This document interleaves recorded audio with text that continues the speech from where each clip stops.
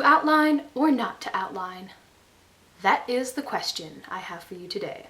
Hello, welcome to my second Nanowrimo preparation video. I made another preparation video that was a lot shorter, which I'll link below. And today I'm going to be talking about outlining. Come back here. Don't you click out of the video. Sit down. We need to talk about this. I don't know about you, but I feel like we all kind of cringe at the word outlining because it kind of reminds us of school. I know a lot of people, including myself, that don't want to outline their stories because it feels too much like an assignment. You had to do outlining in school. You had to do the beginning, the climax, the ending, all of that jazz. And to put these practices into your novel, your own writing passions, your hobby, kind of makes you want to just cringe. We don't want to do assignments or index cards or schoolwork. This is our own hobby, our own passions. We want to freelance write, go by our own rules, all that stuff. The only problem is we can start off Nanowrimo like that, free will and passionate, and then we can get halfway there and it just goes down like this. In order to talk about outlining, I'm going to give you a brief history on my own outlining experiences. And I'm going to start with a confession. I never used to outline my books. Like, ever.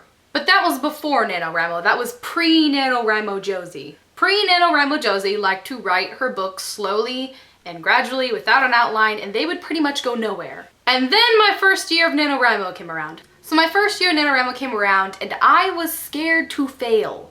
But I was also determined because I wanted to tackle this head on and win, but I was scared that I was going to get all the way through my novel and get stuck and have nowhere to go. And then I would just have like, I don't know, 20 pages of the word the and going on and on and on because I couldn't think of anything else to write.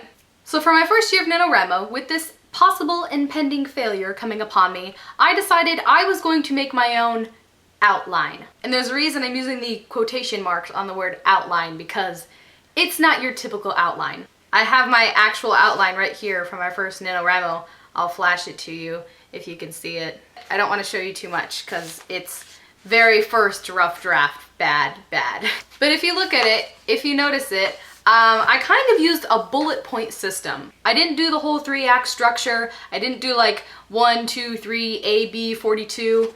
I literally just made bullet points throughout my entire notebook of what happened, or what I wanted to happen from beginning to end. I literally had 47 bullet points, 47 of what I wanted to go down in my story. Some of the points were vague, like my character goes here, but some of the points were extensive, like this is the point where the character realizes this emotional thing and this happens, and then the point would just go on for like 3 lines. And you know what? I finished that novel from beginning to end throughout Nanowrimo, 50,000 plus words. All from a bullet point system. So I revised that novel that I finished my first year of Nanowrimo, but before I revised that novel, I also revised my outline. And when I revised my outline after writing the story, I put in a 3-act structure and did the whole 1, 2, 3 thing. And that really helped. Pro tip for editing, before you edit your novel, edit your outline. It will help a lot. Because once you've already have your story written up, you can kind of see the points you want to do, so making your outline is a whole lot easier. Now for my second year of Nanowrimo, I think I kind of over-outlined. I did the whole numbers and letters and this point to this point and that point. It was a different story, it was a fantasy story, and I finished it, 50,000 words, but I was only halfway through my outline. Basically, it was really stretched out. So, after all of that experience, I think for year 3, I'm gonna go back to the basics and do my bullet point thing, and then write the story, and then revise my outline once the story's done, and then revise my story. That's how it works best for me. But enough talking about me, let's talk about you. If you want to do Nanowrimo without an outline, that is your choice, that's your decision, I'm not you. Or am I? Personally, I would recommend having at least something for Nanowrimo, because like I said, you can get halfway through the story all on your own and you can just get stuck. And the thing is, you don't even have to use your outline.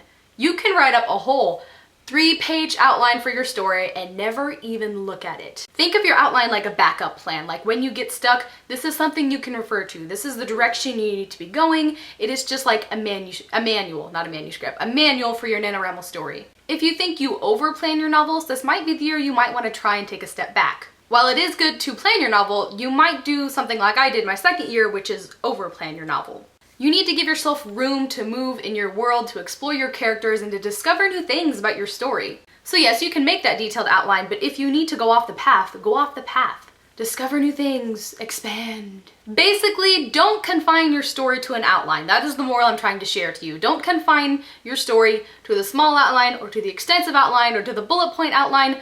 You can expand, but still use your outline as a guide. Now, if you need help finding a template for an outline, literally Google it. There are thousands of templates you can use. You can kind of get the more extensive ones and the more regular ones. If you want to, go with my bullet point options. Does anyone else do this? I feel like this really worked for me. If you're outlining on paper, maybe try it on the computer. If you're outlining on the computer, maybe try it on paper. Personally, I feel like I did best working on paper for my outline and then typing it up. I don't know. The year I overplanned was when I did it on the computer, so I had a lot of room to work. The first year when I did the bullet points, I didn't have as much, so I managed to condense it. All in all, do not fear the outline. It is your friend. It is here to help you. Don't overplan, don't underplan. There is a good balance you can do, and even if you only have like 10 points for your story, that's still better than nothing. And even if you have this master gigantic plan for your story, if you feel like you need to go elsewhere, go elsewhere. This is the time to explore. And remember, your story's gonna suck.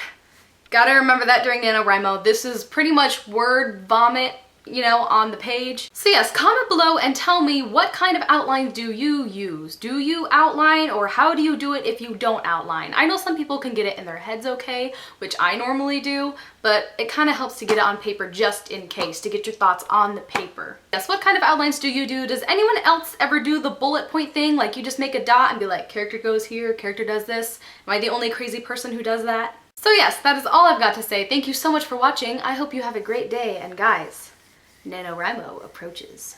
I'm getting into the fall spirit behind me. Here, I'll zoom in so you can see my fall backgrounds. Look at the fallness.